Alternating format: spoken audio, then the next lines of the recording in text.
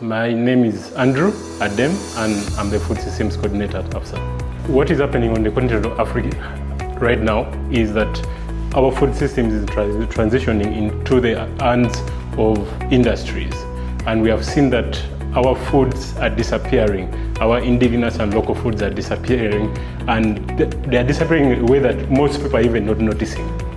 So what we are thinking is that we have to bring together different actors so that we discuss this issue.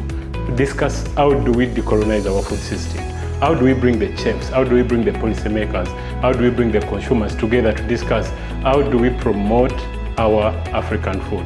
So this event is bringing together those key actors to address the main question. The main question is on African food. The more we take, the more we're going to lose the system to the industrial food systems.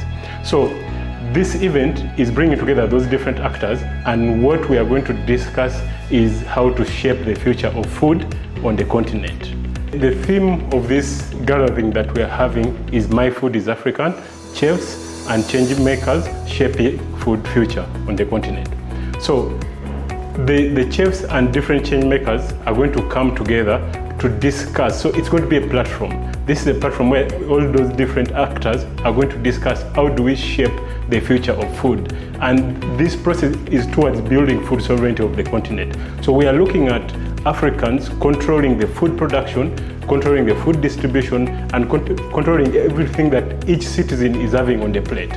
Because currently what we are having is there are so many imported products and food that we are consuming. And in that way, we are likely to lose our sovereignty as a continent. This is an issue we have to come together and discuss, and that's the main objective here.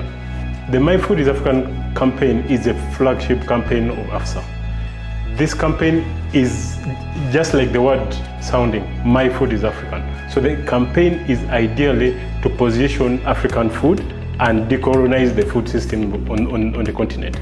So the campaign looks at influencing practice and influencing policy.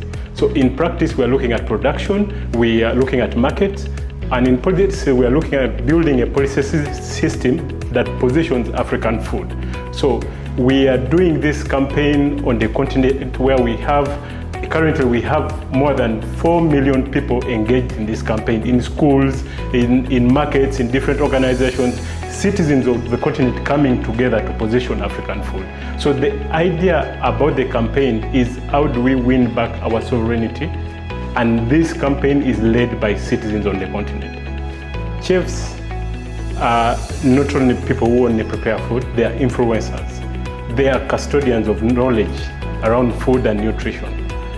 Chefs, when we get chefs to promote African food, young people will follow the influence of chefs. Then, when it comes to policymakers are enablers. By enablers, that means they can support us to prepare an enabling situation for African food. We are talking in terms of developing policies at national, policies at region, and policies at the continental level. So we think that policymakers can be able to lead in developing policies to create an enabling environment for farmers, for chefs, for everyone to work towards promoting African food. And policymakers also can lead in sensitization. If they transition, they can lead in sensitization on how to position African food on the continent. So all these, we think that they can work together to position the My Food is African campaign, but also to position our traditional food in a way that we save the continent from the food that is disappearing in our plates. One thing, as Africans listening to me, the thing is the My Food is African campaign is a campaign for all of us as Africans. We are looking at how to fight back from the impact of industrial agriculture, impact of alternative foods that are on the continent. We need to work together as citizens of the continent to position our foods. Because if we don't do that, we're going to lose our food sovereignty. The more we depend on foods that are coming from outside the continent, the more we are losing our sovereignty. And what I can tell you is that producers are following what the market is demanding. If citizens start demanding for our indigenous foods, farmers are going to produce more indigenous food. So we need to work together towards positioning this food.